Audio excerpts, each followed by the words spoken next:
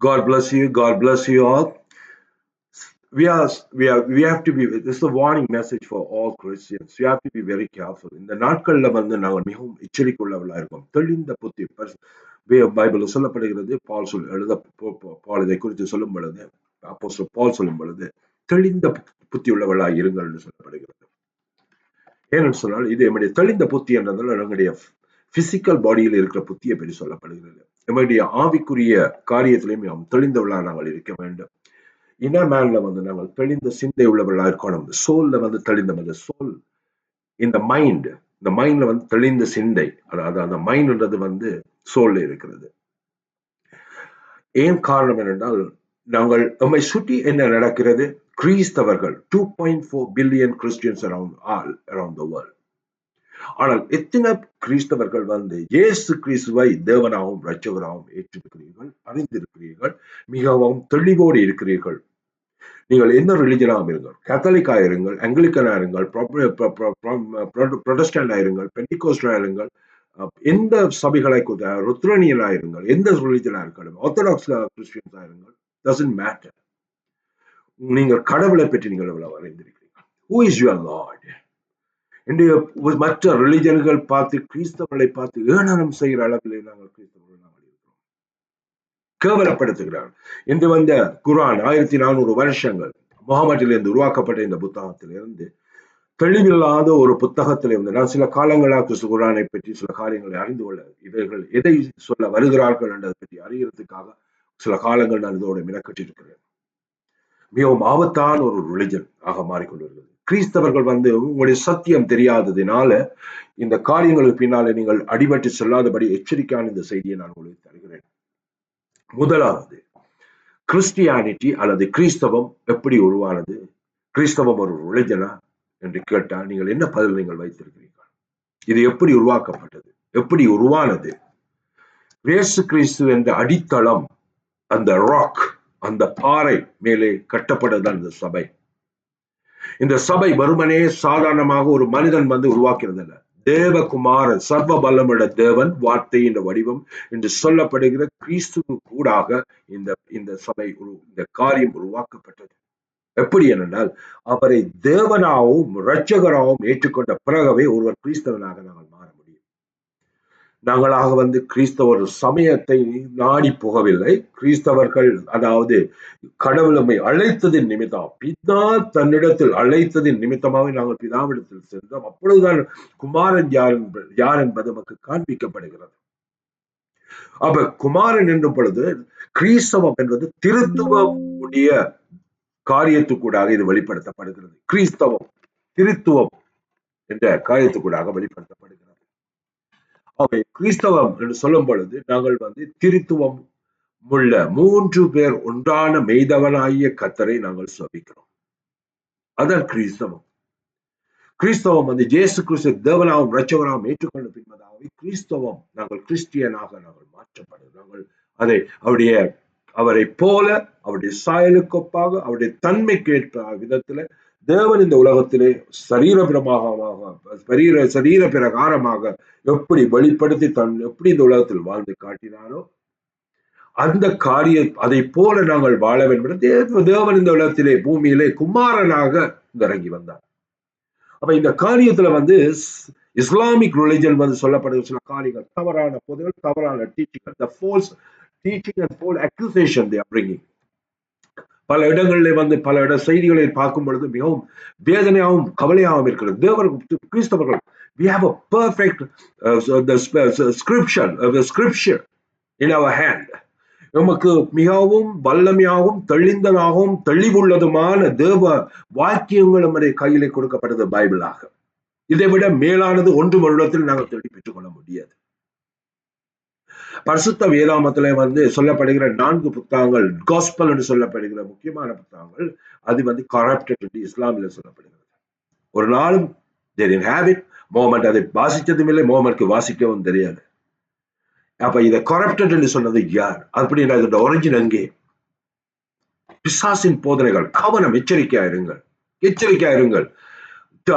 Torah என்று சொல்லப்படுகிற யூதர்கள் பாவிக்கிற தோரா புத்தகம், அது தவறு, அது கரப்டட். அல்லாஹ் இதை மேன்கைண்ட் கொடுத்தார். அது கரப்டட் ஆயிட்டது. இஞ்சில் வந்து கொடுக்கப்பட்டிருக்கிறது, அதாவது கோஸ்பல் கொடுக்கப்பட்டிருக்கிறது, அதுவும் தவறா அதுவும் தவறானதா இருக்கிறது. இந்த கரப்டட் ஆக்கப்பட்டிருக்கிறது சொல்லுகிறார், சொல்லப்படுகிறது குர்ஆனில். இது தங்களுடைய வந்து கடைசி ரெவலேஷன் என்று சொல்லப்படுகிறது. We don't have any prophet after சர்ச்சுக்கு அங்க எங்களுக்கு ஒரு ப்ராஃபட் இல்லை. After Jesus Christ, every single thing வந்து God gave to the church. எல்லா ப்ராஃபஸியும் வந்து சர்ச்சில் வந்து there are many prophets now. பல இடங்களில் தீர்க்கதரிசனம் உரைக்கப்படுது. தேச கிறிஸ்துவ வல்லமையில நாமத்தினால பிசாசுகள் துரத்தப்படுது. ஹீலிங்கள் நடந்து கொண்டிருக்கிற பல இடங்களில் நடக்கிறது. ஹீலிங் நடக்காட்டி அது தேவனுடைய குற்றம் அல்ல, அதை செய்கிற ஊழியக்காரருடைய தவறுகள். காரணங்கள் சிலாக்கள் உள்ள அழைப்பு இல்லாமல் ஊழியங்களுக்கு என்ன பண்ணது வர காரியங்கள், சிலாக்கள் வந்து தேவனுக்கு பயப்படாமல் தேவ காரியங்கள் செய்கிறதால அதால வருகிற தவறான காரியங்களுக்கூடாக தேவனுடைய வல்லமை கிரிகை செய்வதில்லை. எங்களுடைய சரீரம் வந்து தேவன் தங்கி நின்று கிரிகை செய்யறதுக்காக உருவாக்கப்பட்டது நம்முடைய சரீரம். அப்படி நம்முடைய ஆவியிலே தேவன் வெளிப்படும் பொழுதுதான் கிரிகள் நடக்கிறது. எங்களுக்கு கூட தேவன் தமது வல்லமைகளை வெளிப்படுத்துவதற்காக நாங்கள் அதாவது குளோரி கேரியர்ஸ், தேவனுடைய மகிமையின் பங்காளிகள், காவலாளிகள், அதை கொண்டு செல்லுகிறவர்கள். அதற்கூடாகத்தான் இந்த தன்மைகள் வெளிப்படுகிறது. தேவனுடைய அதாவது இயேசு கிறிஸ்து, he is the living God, இன்று வரை உயிரோடு இருந்து வல்லமையான காரியங்கள் செய்கிற தேவன். அவை கிறிஸ்டியானிட்டி என்பது இயேசு கிறிஸ்துவை தேவனாகவும் இரட்சகருமாக ஏற்றுக்கொண்ட பின்னதாகவே ஒருவன் கிறிஸ்தவனாக மாற முடியும். மத ரீதியாக ஒருவன் வந்து சேர முடியாது. இஸ்லாமிக் நண்பர்களுக்கு இது மிகவும் தெளிவாக தெரிந்து கொள்ள வேண்டும். Be careful. இதை வந்து சொல்லும் பொழுது மிக தெளிவாக, இயேசு கிறிஸ்து is not a prophet. He is not just a prophet. அவருடைய தன்மையை இழிவுபடுத்தார்கள். Don't discredit his divinity. He's a divine God in a human form. He came, God manifest in the human form. And the Son of God in the பூமிக்கு. அப்ப யார் அவருடைய பரலோகத்துக்கு இருந்தது? That's the God, the Almighty God, the Father, Son, and the Holy Ghost. 100% we believe the Trinity. There are one, all three in one. We call 3-person one God. God created, எங்களையும் கடவுள் உருவாக்கி இருக்கிறார். தேவனுடைய சாயலாக, அவருடைய தன்மையாக நாங்கள் உருவாக்கப்பட்டிருக்கிறோம். So we are created like his image and likeness. அது அவருடைய நாங்கள் அச்சுட்டாக நாங்கள் தேவனுடைய சாயலுக்கு ஒப்பாகிறோம். அவர் பிதா, குமாரன், பரிசுத்தாவி, அதே போல் நாங்கள் ஆவி, ஆத்மா, சரீரம் உடையவர்கள். தயவு செய்து இதை நீங்கள் கிறிஸ்தவர்கள் நீங்கள் எடுத்து சொல்லுங்கள், மிகவும் ஜாக்கிரதையுள்ளாக இருங்கள். பைபிள் கரெக்டட் இல்லை, பைபிள் பெர்ஃபெக்ட்லி பைபிள்ல ஒரு ப்ராப்ளம் இல்லை. அதை பிசாசு தந்திரமாக திரிவுபடுத்துகிறானே தவிர பைபிளை நீங்கள் கிறிஸ்தவர்கள் வாசிக்கும் பொழுது read the Bible with understanding. அண்டர்ஸ்டாண்டிங்கோட பைபிள் வாசிக்கிற வேணுமா இருந்தால் முதலாவது you should receive the spirit of the Son of God. தேவனுடைய ஆவியா, அதாவது குமாரனுடைய ஆவியை நாங்கள் தெரிந்து கொள்ள வேண்டும். அந்த ஆவியை மக்கள் வைக்கிறப்பது எப்ப இயேசு கிறிஸ்து நாங்கள் தேவனாகவும் இரட்சகராகவும் ஏற்றுக்கொள்ளும் பொழுது மட்டுமே தேவனுடைய ஆவி, கலாத்தியர் 4வது அதிகாரம் வசனம் 4வது அதிகாரம் 6வது வசனத்தில் சொல்லப்படுகிறது. பிதா குமாரனுடைய ஆவியை மீது வைத்தார். யார்? தம்முடைய குமாரனிடத்திலே. அப்பொழுதுதான் நாங்கள் குமாரனாக்கப்படுகிறோம். மற்றவர் ஒருவரும் தேவனுடைய குமாரன் சொல்ல முடியாது. காரணம், கிறிஸ்து த ஃபர்ஸ்ட் பார்ன், மனுஷர் இல்ல, அவர்தான் ஆதியிலே வந்து தேவனோட இருந்தாலும் அவர்தான் உருவாக்கத்துக்கு முந்தினவராக இருக்கிறார். உருவாக்கத்தின் அதிகாரியும் அவராக இருக்கிறார். அதான் குமாரன். 2000 வருஷத்திலே கிறிஸ்து இந்த பூமிக்குள்ள இறங்கி வரும்போது ஒரு சரீரத்துக்குரிய குமாரன் இறங்கி வந்தார். இதெல்லாம் நடந்தது. ஐஎஸ்ஐயா 9வது அதிகாரம் வசனம் 4 சொல்லப்பட குமாரன் பிறந்தது, ஒரு பிள்ளை கொடுக்கப்படுகிறது, ஒரு பிள்ளை பிறக்கிறது. A child is born and the son is given. அப்ப ஒரு பிள்ளை வந்து பிறக்கிறது இந்த பூமியில. குமாரன் வந்து கொடுக்கப்படுகிறார், இறங்கி வந்தார், உன்னதங்களில் இருந்து இறங்கி வந்தார், கிரியேஷனுக்கு வெளியில் இருந்து இறங்கி வந்தார். சோ நாங்கள் இயேசு கிறிஸ்துடைய ஆவியை நாங்கள் தரிக்கும் பொழுதுதான் நாங்கள் உயிர்ப்பிக்கிற ஆவியை நாங்கள் பெற்றுக் கொள்கிறோம். உயிர்க்கப்படுகிற என்றால் அவருடைய குயிக்னிங் ஸ்பிரிட் கிறிஸ்துக்குள்ள மட்டும்தான் அந்த ஆவி என்றது. எமக்களை கிரியேசுவர ஆவி வேறு ஆவி. ஆனால் கிறிஸ்துவை ஏற்றுக்கொள்ளும், குமாரனை ஏற்றுக்கொள்ளும் பொழுதுதான் நமக்குள்ளே வந்து நித்தியமான வாழ்வு தருகிற ஆவியை நாங்கள் பெற்றுக்கொள்கிறோம். Our God is spirit. Yes, 100%. God is spirit. Islamic God வந்து அவர்கிட்ட கேட்கும் பொழுது நீங்கள் அவருக்கு சொல்வதனால் our God is not spirit. Yeah, the God is not spirit. the flesh. Our God is spirit. Our God spirit in us is powerful. God, ஜீசஸை பற்றி சொல்ல முடியும், அவர் ஒரு ப்ராஃபெட் என்று சொல்லி கேவலப்படுத்துகிறது தன்மை. இது முழுவதையே இஸ்லாமிக் ரிலிஜன்ல பல ஸ்காலர்ஸ் சொல்லிக் கொண்டு வர்ற காரியங்கள் இஸ்லாமிக் குரானை போதிப்பதில்லை, அங்க போதிப்பது கொண்டும் இல்லை. அங்கே சொல்லப்படுகிற காரியம் என்னென்னால் கிறிஸ்தவத்தையும் ஜூடியத்தையும் தாக்குவதுதான் அவருடைய நோக்கமாக இருக்கிற இந்த நாட்கள். We are living in the last day. கடைசி நாட்கள்ல ரட்சிப்பிலிருந்து விலகி போறதுக்கேற்ற பொய்யான உபதேசங்கள் இந்த உலகத்திலிருந்து தொடங்கப்பட்டிருக்கிறது. சாத்தானின் நாள் குறிக்கப்பட்டிருக்கிறதுனால், அவனுடைய நாள் குறைந்து தன்னுடைய நாள் அவன் அறிந்ததினால் உலகம் முழுவ கடைசி நாட்களே அவன் கட்சிக்கிறது சிங்கத்தை போல வேலை செய்ய தொடங்கி இருக்கிறான். அவருடைய ஏஜென்ட்ஸ் அப்படித்தான் ஒர்க் பண்ணுகிறார். காரணம், ரட்சிப்பிலிருந்து பிரித்தெடுத்து அழிவின் பாதையை கொண்டு செல்வதற்காக. இஸ்லாம் கிறிஸ்தவம் ரெண்டுமே separate. We are worship a totally different God. இஸ்லாமின் ஆரம்பம் என்னன்னு நமக்கு தெரியும். 1400 வருஷங்களுக்கு முன்னாலே முகமதால் உருவாக்கப்பட்டதுதான் இஸ்லாம், குரான். ஆகவே இந்த புத்தகத்தை குறித்து நமக்கு எந்தவித நாற்றமும் இல்லை, குறித்து நமக்கு தேவையும் இல்லை. ஆனால் இஸ்லாமுக்கு அகேன்ஸ்ட் ஆனது கிறிஸ்டியன்ஸும் ஜூடிசமும். இஸ்லாம் யூதர்களை வெறுக்கிறது, இஸ்லாம் கிறிஸ்தவர்களை வெறுக்கிறது, இஸ்லாம் இயேசு கிறிஸ்துவை வெறுக்கிறது. அவர்கள் சொல்லுவார்கள் இஸ்லாம் இயேசு கிறிஸ்துவை தாங்கள் ப்ராஃபெட்டா தான் இருக்கிறார்கள். இது ஆதாமில் இருந்து தொடங்குகிறார்கள். Adam is not a prophet. Abraham is not a prophet. He is a forefather. Adam is not a prophet at all. அவரால் முதலாவது ஒரு மனுஷ உருவாக்கத்தில் முந்தின ஆள் தேவன் மண்ணிலிருந்து உருவாக்கின ஆரம்ப மனுஷன் அவர் தான். ஆனால் he is not a prophet. He is not a prophet. So தவறான உபதேசங்கள், தவறான காரியங்கள், தெளிந்த புத்தி உள்ளவர்களாக இருங்கள் பைபிள் சொல்கிறது. மிகவும் எச்சரிக்கையாக இருந்து கொள்ளணும் கிறிஸ்தவர்கள். இந்த செய்திகளை இவ்வளவு கோடிக்கணக்கான மக்கள் இருக்கிற இந்த தேசங்களில், பல தேசங்களில் இருந்தாலும் இந்த செய்திகளின் உண்மைத்தன்மைகளை அறிந்து கொள்ளுங்கள். எவ்வளவு தூரத்துக்கு சாத்தான் திட்டமிட்டு தேவனை இழிவுபடுத்துகிறான் பாருங்க. They are disgracing God's divine divinity. இயேசு கிறிஸ்துடைய தெய்வீக தன்மையை மிகவும் கேவலப்படுத்துகிறார்கள். அவர் சர்வ வல்லமை உள்ள தேவன். அவருடைய தன்மை இயேசு கிறிஸ்து அவர் ரட்சிப்பில்லை. ரட்சிப்பு அவரால் உண்டாக்கப்பட்டது. அவரது உலகத்திலே வந்தது நோக்கம் தன்னை பலியிடும்படியாக, தன்னை கொடுத்து நம்மை மீட்டுக் கொண்டது. பாவத்தோடு மத்தியில் நிச்சயமா சாவீர்கள்.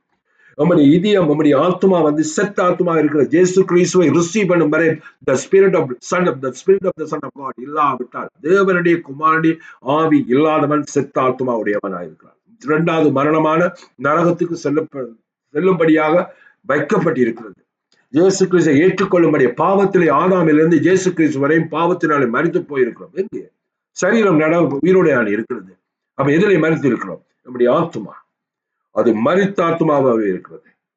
இயேசு கிறிஸ்துவனுடைய ஆவி பெறும் வரை நம்முடைய ஆத்மா உயிர்ப்பில்லாத ஒரு செத்த ஆத்மா. Death soul.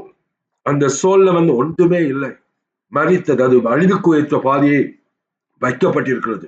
இதுதான் தேவ வாக்கியம். இதுதான் தேவன் சொல்ல வருகிற காரியம். இயேசு கிறிஸ்து நானே வழியும் சத்தியமும் ஜீவனும்.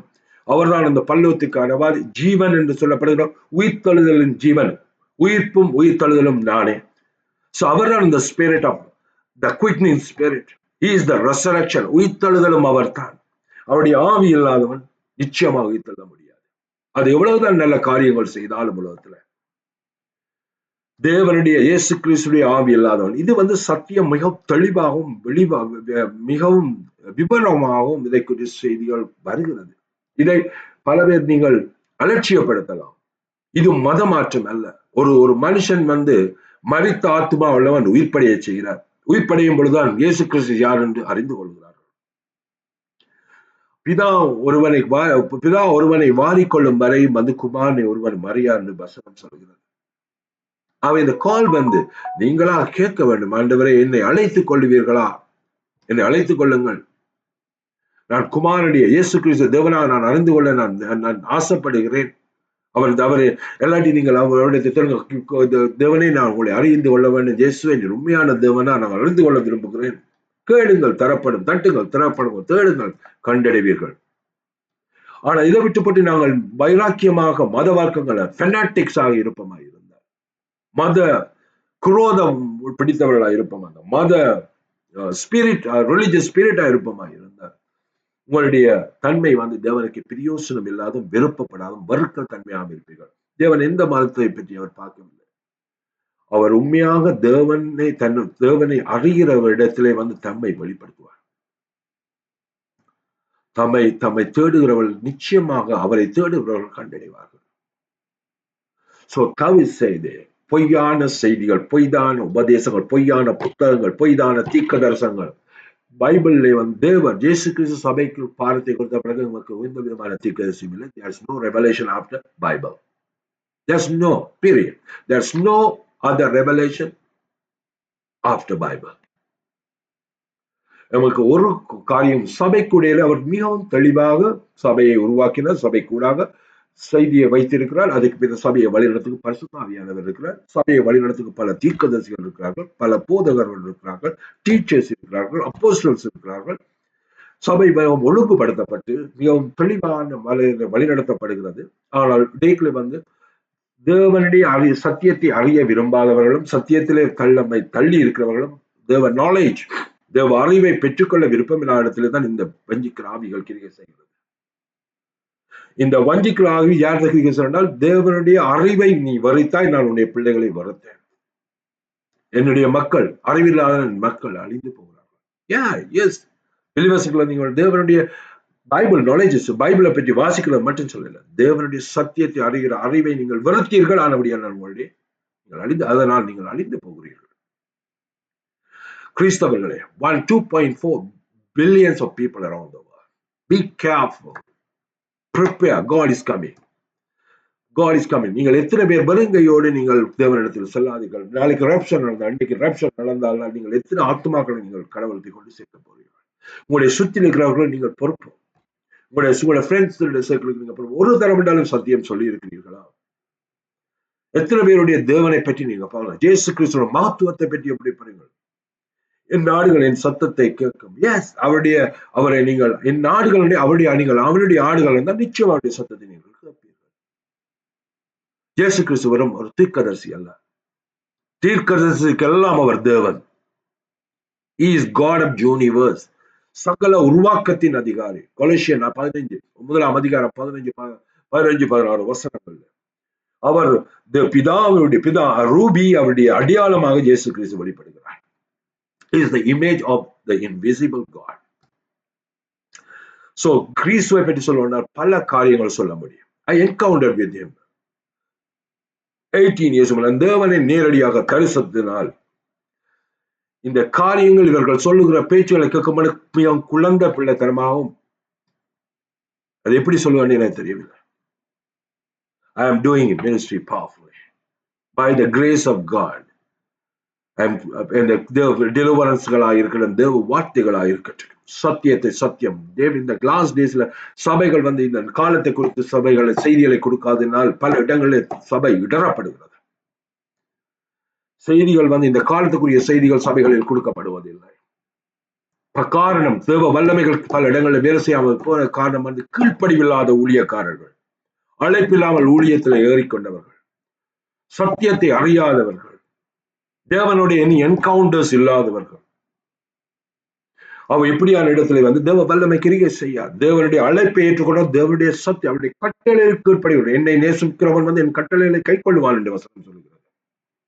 அப்படி அவருடைய கட்டளைகள், தாழ்மை இல்லை, கீழ்ப்படிவில்லை, தேவனுக்கு முன்னாடி பெருமையான பேச்சுகள், தாழ்மையான காரியம், ஊழிய காட்டுறது தாழ்மை இல்லாதனால் தேவன் தாழ்மை இல்லை. நீங்கள் பெருமை உள்ளவர்களாக இருக்கிறவர்களுக்கு தேவன் எதிர்த்திருக்கிறார்.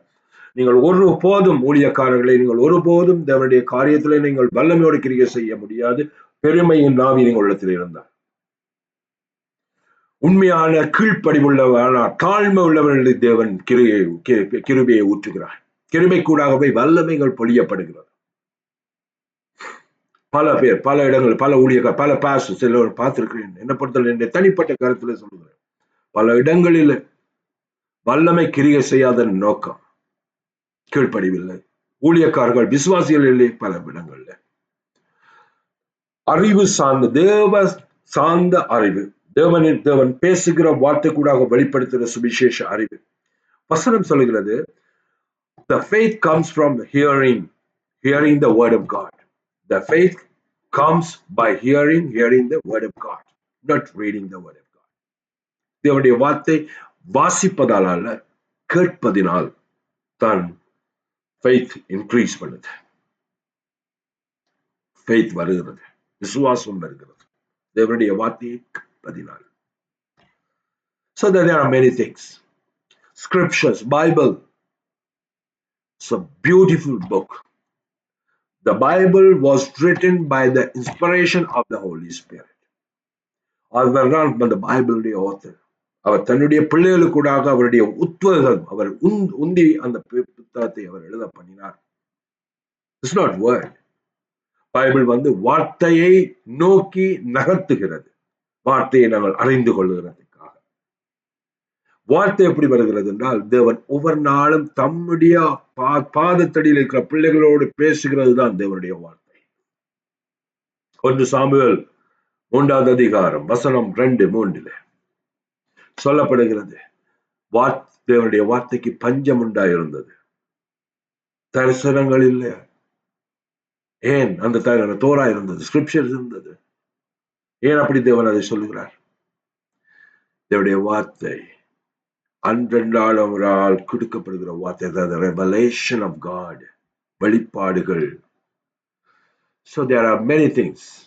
Church, don't ignore it. உங்களுடைய சுத்தி இருக்கிற ஆக்களிடத்திலே சில காரியங்களை கொண்டு போங்க.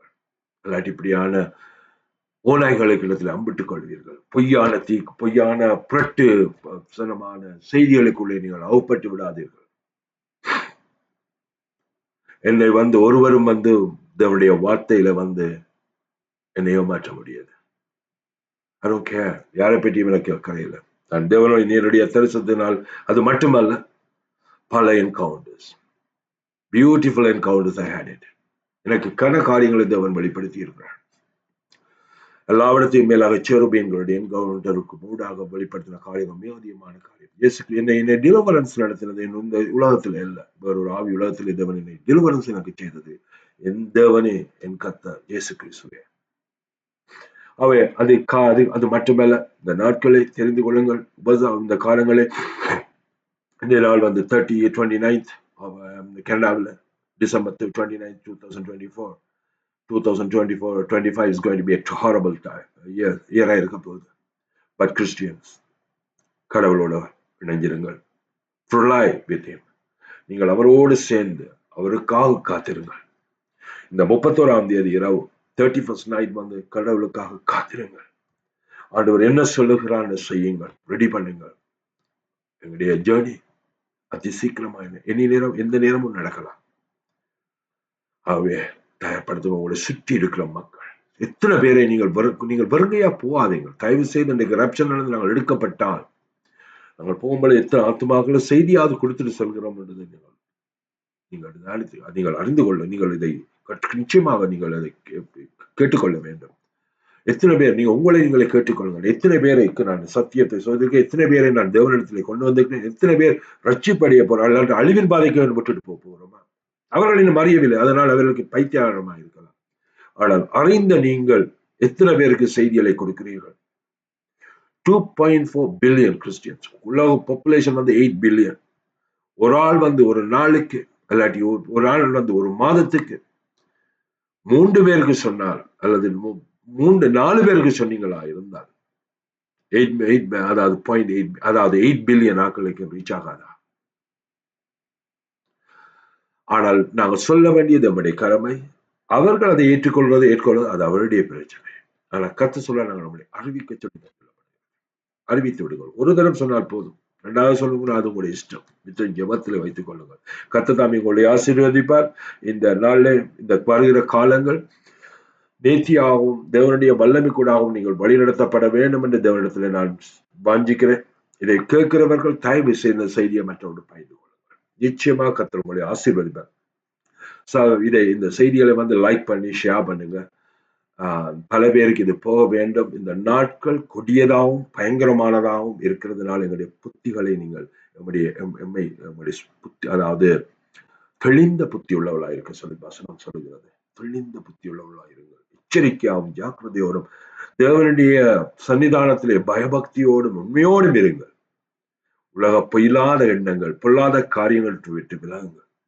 I am good in deliverance. I am teaching, அதாவது giving deliverance teachings. விருப்பமானாக்கள் ஜாயின் பண்ணிக்கொள்ளலாம். But God is using me mightily. By the grace of God, I am doing and casting out many evil spirits and giving that many people are healed from depression, oppressions, all these things. Generational curses broken in many places. So God is using me. So I don't care. I'm an evangelist. I have traveled out of the Canada. So அனவடியால் நீங்கள் ஜபங்களை தாங்கிக் கொள்ளுங்கள், ஒருவரையோடு support பண்ணுங்கள்.